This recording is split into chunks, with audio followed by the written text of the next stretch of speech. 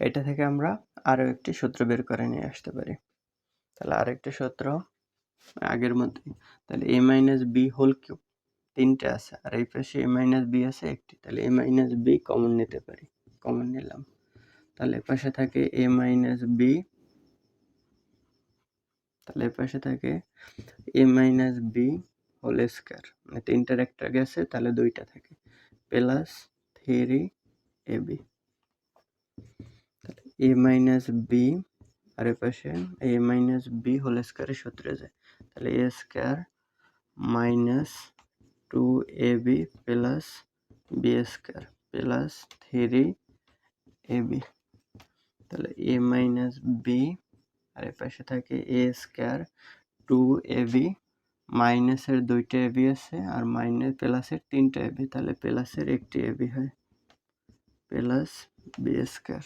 তার মানে এই হলো আমাদের আরেকটি সূত্র a কিউব মাইনাস বি কিউবের। তাহলে সহজে মনে রাখতে পারে এটা থেকে কিভাবে, যেন a মাইনাস বি 2টার সাথেই আছে, একটা কমন যায় আর বাকি যা থাকে সূত্রের মাধ্যমে এই অংশটুকু আসে। তাহলে a মাইনাস বি আর a square plus ab plus B square.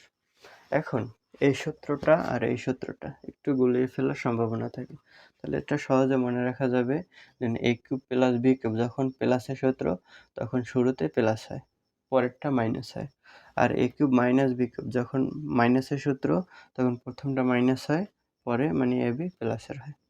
এইভাবে সহজে মনে রাখা যায়। Thank you.